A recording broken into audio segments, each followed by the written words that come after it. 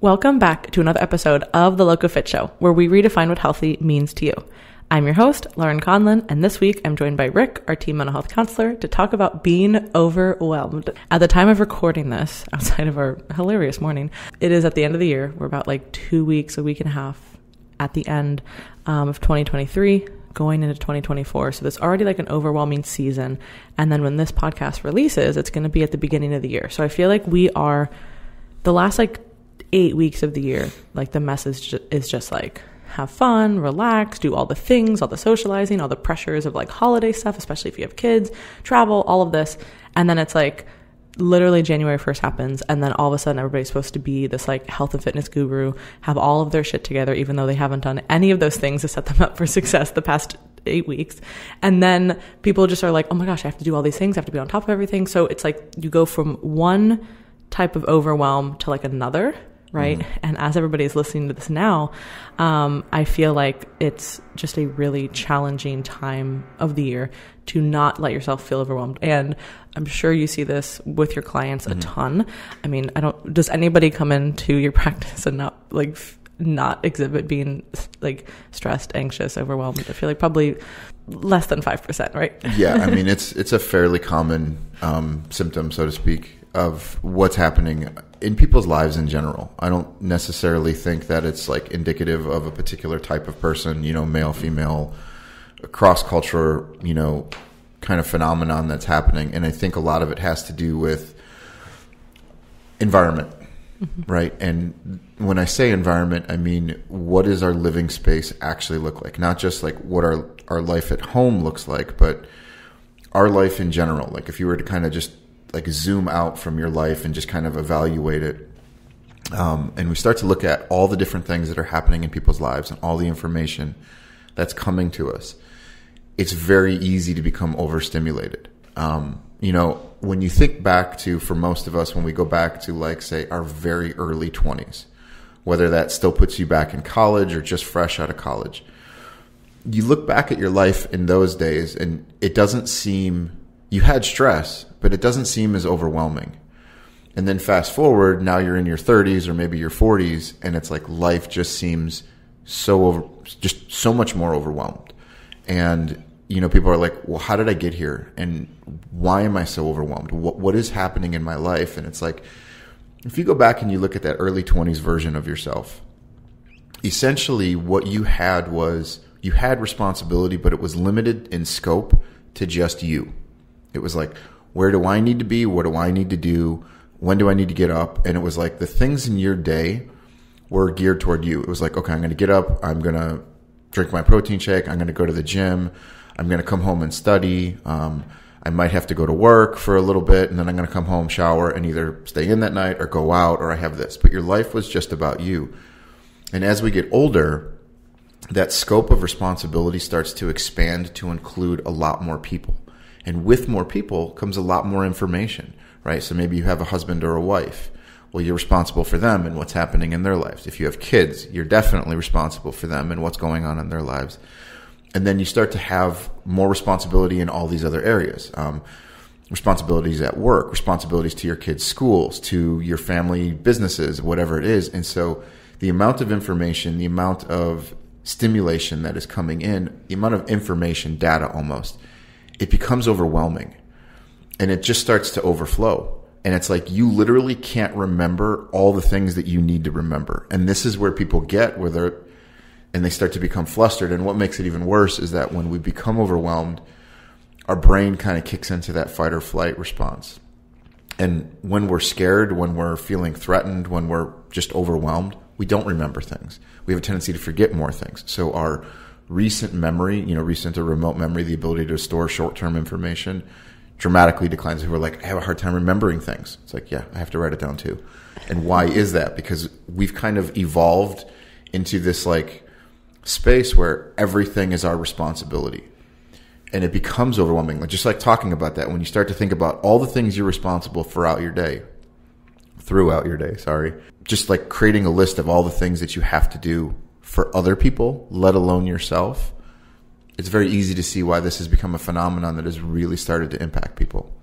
And I think you kind of alluded to it also, but just the fact that we are so inundated with more information now versus, not to say that we weren't when we were younger, but just as like a proxy of like age for what you were talking about, 30s, 40s, we didn't have as much access to all this information, right? Whereas now you can wake up, you can go on your phone, and you can literally have access to every single thing that's ever been happening across the world, whether it's like, you know, there's a spin on it in terms of like journalism, whether it's real, whether it's fake, like the disillusionment of understanding of like information in general, like what is real, what is not, and having to even put the mental resources towards figuring that out, it creates its own overwhelm, right? Because you can see something, and now you can literally see something that looks so real that it's completely fake, or altered or false in some way, and then it's like, well, how much energy am I putting towards figuring out, like, is this the truth? Is it correct? Is it incorrect? How does this apply to me? Does it not? And then people who are probably more inclined to think about those things, right? Like, or just see everything and get overwhelmed, see that and are like, oh my gosh, like, should I do something about it? Like, can I do anything about it? Or am I just overwhelmed in general, right? Like, it's like this whole pattern. And I mean, part of the, when you're younger, I feel like it's just like a time thing too. Like you have, you know that you have more time in your life. I mean, you might not, but realistically, or statistically speaking, you probably have more time in your life. So you feel like, okay, well, I got time. Like I'm just focused on my stuff right now. As you're getting older, you have more responsibilities and you have less time and you're aware of that. So I feel like that also probably adds to some of the overwhelm. Yeah. Right? Time for you becomes splintered by all the additional responsibilities. So you were 100% about you and you only have 100%, right? Well, now that 100% gets divided when you get married or enter a serious relationship. And then that relationship can evolve to additional stressors because now you have a house or an apartment together. You have bills and responsibilities, right? You have children. Well, now that gets fractured into, it's less about you and I, and now we have kids. Start a business, right? And you just start to see that 100% dramatically decrease. And so now you're consumed with everything else that's happening around you. And this is where self-care becomes an issue for people, right? So when we talk about, I'm overwhelmed, what are some of the treatment options for me, or what are some of the solutions to this? And it's like, it's going to be actually pulling back from a lot of those other responsibilities and being able to focus on you and identifying what are the things in your day that help you manifest the version of yourself that you really want to be, right? And that's a hard thing for people to do because sometimes you have to make a choice between, do I go to my kids' soccer games, swim meets, and everything all the time, or do I say it's okay for me to miss one or two of those things to do something for myself? That's a hard decision for a lot of parents to make. You know, it's kind of the same thing depending on what's happening in your relationships with other people. Pulling back from some of those additional responsibilities and prioritizing yourself and what you need in that moment can absolutely help manage and decrease those feelings of being overwhelmed. Yeah, I love that. And I think it's part of it is just taking an inventory on those things. Part of it's hard is we don't even remember all those things. Like you said, like, I don't even know the things that I'm responsible for, but even maybe just taking an inventory on those things, like, hey, what am I actually giving my time to? And then you could probably see, wait, this is actually not a good use of my time. Or maybe I should do this, but maybe I could miss, like you said, like a soccer game, maybe once, like not all of them, right? Like, we're not saying that by any means, but maybe you could say, okay, once a week, if I substituted this hour for doing this, that would exponentially make me a better parent, a better mom. And I think that we often just get so overwhelmed with everything that we're doing that we just stay in this state of, we get stuck in that state of overwhelm. Whereas if we just take like 10 minutes to be like, list out all the things, like, what do I feel like I'm responsible for? And then you'll probably realize, like, here's where I could maybe chop off some of these things. That's where I think it's really hard for people, especially when they want to add in like maybe new, just new things into their life, right? Like, hey, wow, I really recognize that I need to take some time for myself. But how do I do that on top of having like, you know, kids, a dog, a job, travel, like right now, holidays, like all these different things. And it's like, okay, totally understand. But what's something you could do for 5 or 10 minutes that would help? Because there are certain things that will help.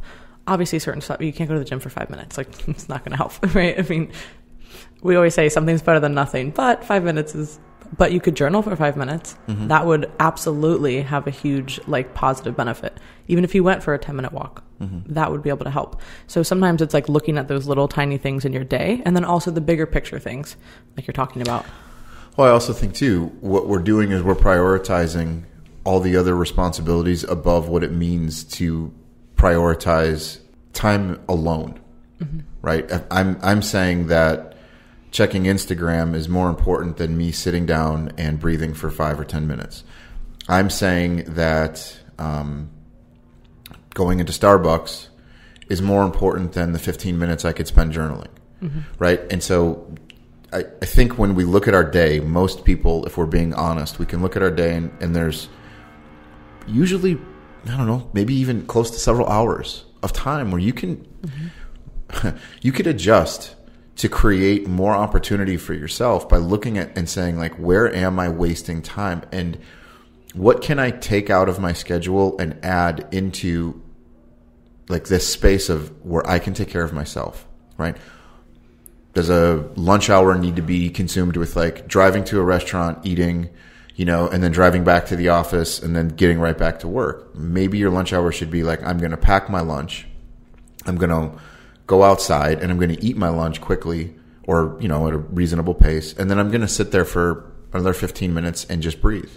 I'm going to sit there and not have my phone, not listen to a podcast, not, listen to music or scroll through social media. I'm going to just exist and breathe and actually relax. Most people don't build this into their time. What they build into their time and their day, if you look at somebody's schedule, it's like, all right, I've got to get up at 5 o'clock. I've got, to be ready and out the door by 5:45 because I have to be at work at 7.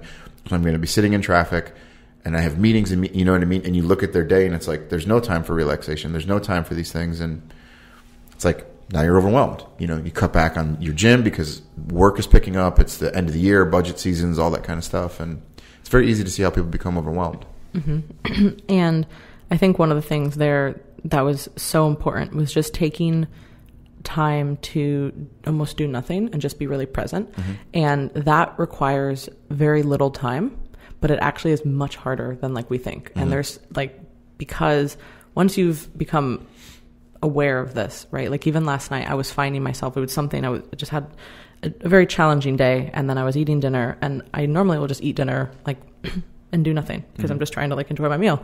But I was seeking stimulation. So I like kept clicking on different things. Like, oh, should I look at this? Maybe I should watch that. Should I listen to somebody? And then I was like, stop. Like you don't need this right now. Like this is actually the last thing that you need. You just need to sit here and eat your meal for 5 to 10 minutes and enjoy it and then go about everything else you need to do. Because then usually what ends up happening is then, okay, so say I seek some kind of stimulation through a video or, scrolling or whatever it might be, even checking an email. Like you're just looking and then you're, okay, well, I'll get that tomorrow. And then it's still just all in your head. And now there's all these things that are clouding you and you've done nothing to be less overwhelmed. And you're now just adding more information and becoming more overstimulated. So what are some things, like I'll give an example. Recently, I was in Mexico and we flew into Cancun and we were going to drive to Tulum. So me and my friend Chanel got there around the same time. And then our other friend Casey was getting there later. She was going to get the car. We were all going to be together. Great. So Chanel's only ever flown one airline at Cancun airport. So she always is used to like one terminal. Mm-hmm. So for whatever reason, my phone was not working. The Wi-Fi was not working. My phone service was not working. The only thing that could work is that she could call me. Mm-hmm. But we're trying to figure out, she's like, I'm here. And I'm like, I'm here. There's not what you're saying. Like this, whatever. And everybody I'm talking to is not like, it's not really a helpful situation. Mm-hmm. Everywhere was just like, let me drive here. Let's grab your bag. Everybody's yelling. It's super hot. So now I am literally like having a meltdown. And I was like, there was probably like 3 minutes where I was like, I flew to the wrong airport. I'm at the wrong airport. And now I'm stuck. And I don't know what, like literally that's where I was at.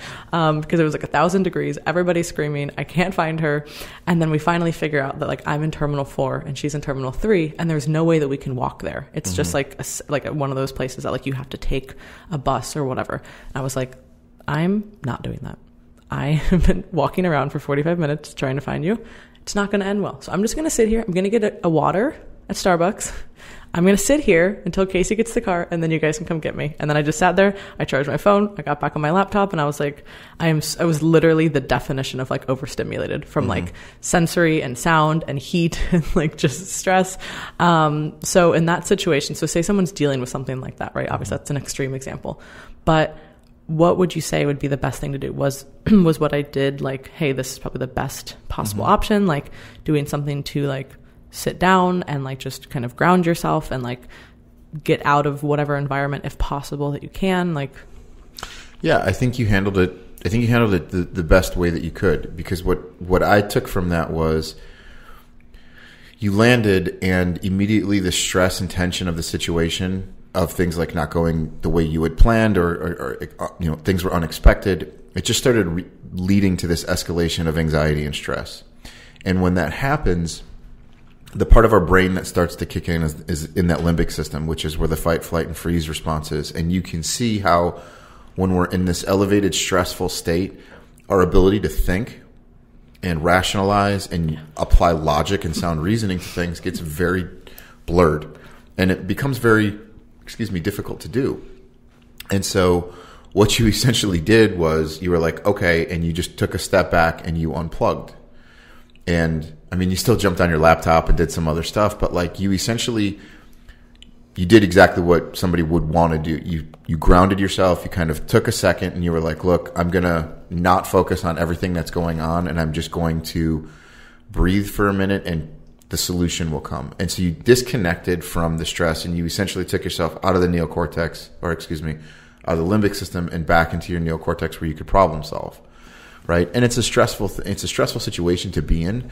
You're in a foreign country. Things aren't working out. Like, it's just hard. But that's a perfect indication of how, when we become overwhelmed, it's so difficult to manage. And you weren't thinking about anything else other than like, oh my God, I just got to connect with my friends, but I can't. And so everything kind of fades, and we're so hyper-focused on a problem, we can't see the solution for it.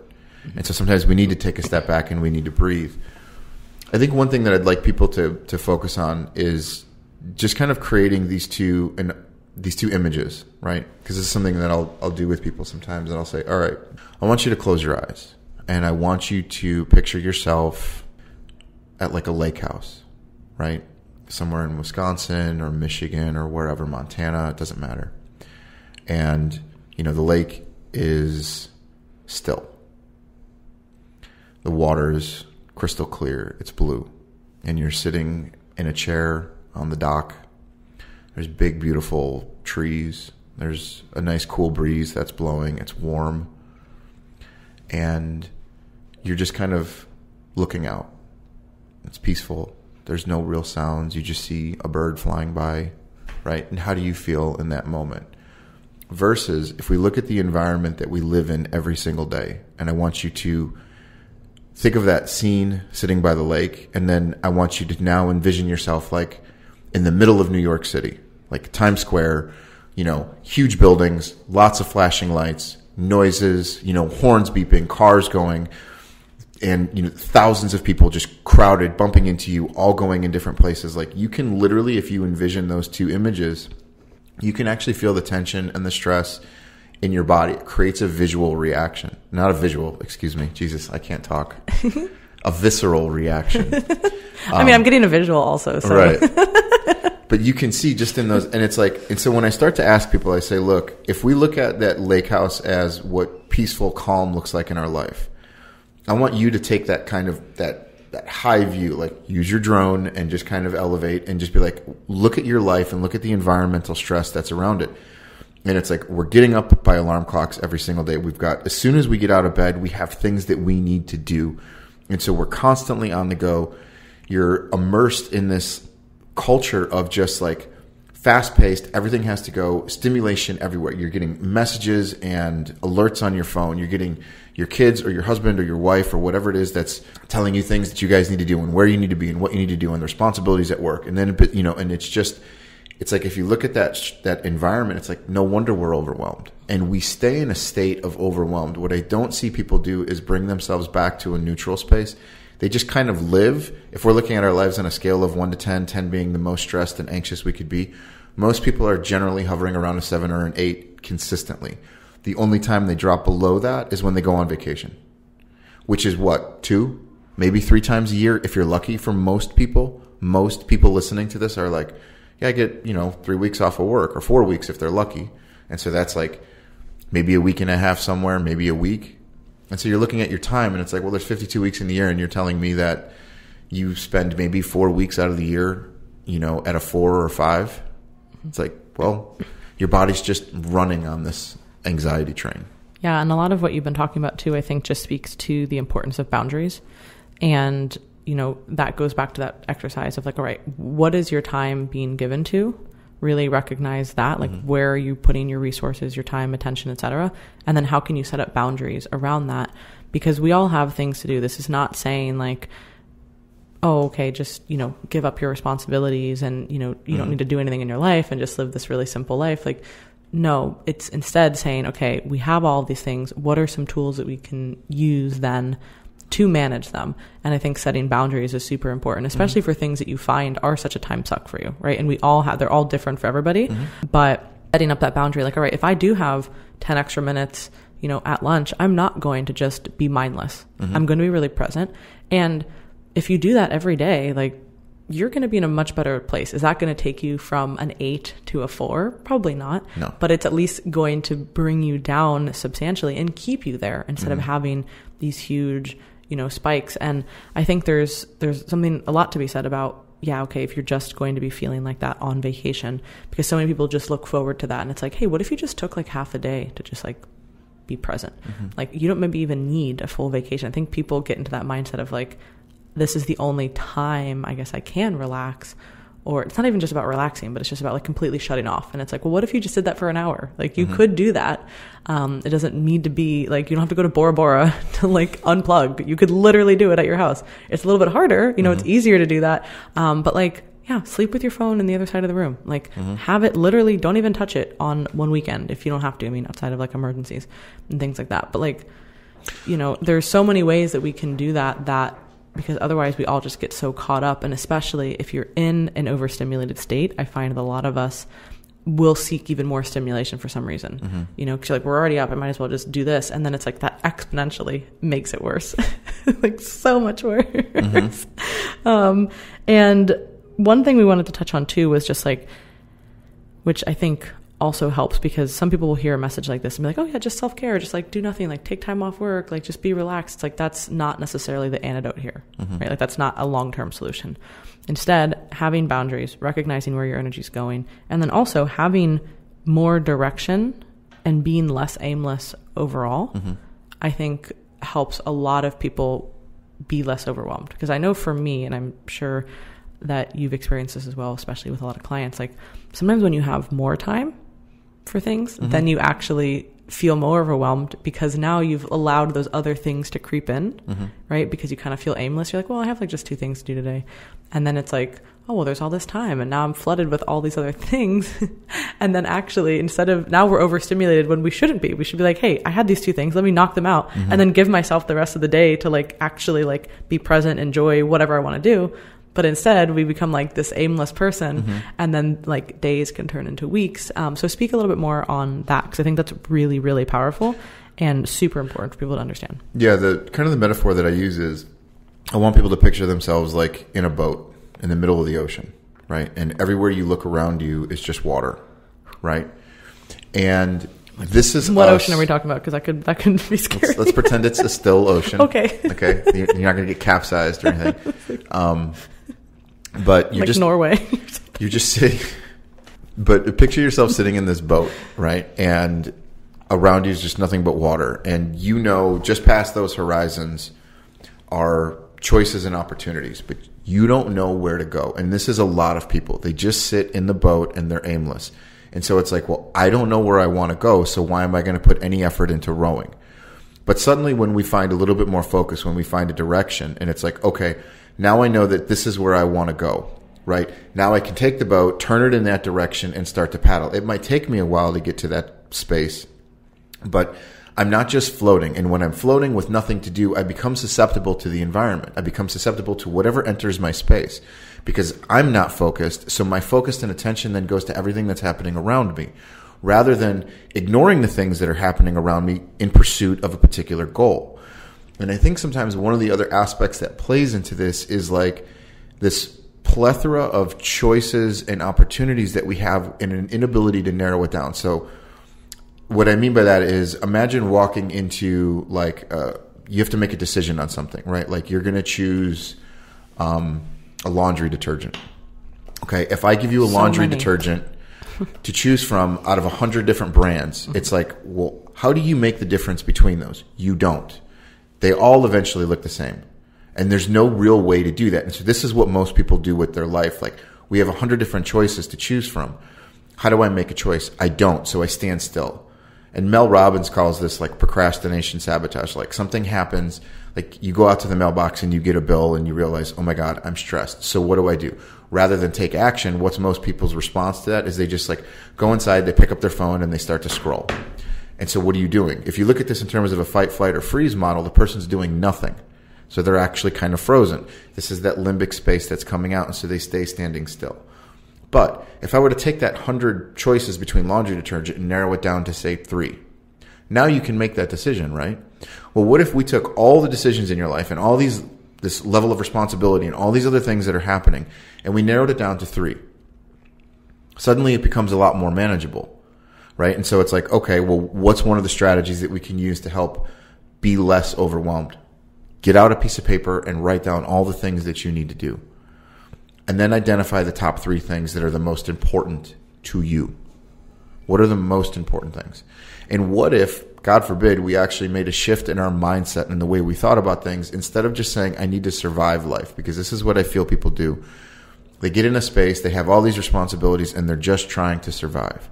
Well, what if the idea of is, instead of surviving life, I make it a point in my priority to relax in life, to find a balance in my life, and not just survive it, but to enjoy it. And what we begin to see is like, well, I don't actually enjoy a lot of the things that I'm doing in my life. Or in fact, there's only one thing in my day that I actually enjoy. And so people have a hard time kind of regulating their life in a way that reflects some level of peace. And by peace, I don't just mean stillness. I think that's necessary. But they don't have anything that really brings inherent value or meaning to their life. And so they just become overwhelmed with stress, and they just kind of flounder in that. And they stay in this survival mode rather than figuring out spaces and places to really thrive. Yeah, I think it's also one of the things that happens in that space is that we think, oh, these are the things that actually, this is what I enjoy doing. But it's like, is that actually what you enjoy doing? Like, is that truly what like makes you whole, or is that just like entertaining you? Is that distracting you? Right. And I think that those are very different things than like, hey, what is like something that you actually want to do? Like, what would you want your life to look like? Right. And I think that there's so much now that is just distracting for people. And like you said, you can just basically freeze and just kind of not do anything. And that's so much easier because it's like almost like this like pacifying feeling of like, I don't want to think, I'm just overwhelmed. Let me just look at something else. Let me just like externalize this in some other way. And it's like, once you start to recognize that, it's like very uncomfortable actually when you feel it. You're like, whoa, why am I doing that again? Like, like I said, I noticed that even last night, something that was so small and silly, but it's like, oh, like stop. Like you don't need to do that. But I think a lot of people don't maybe sometimes recognize that they're doing it. And there's plenty of times where I don't recognize till later. And I'm like, oh my gosh, you just did that again. Like, why are you doing that?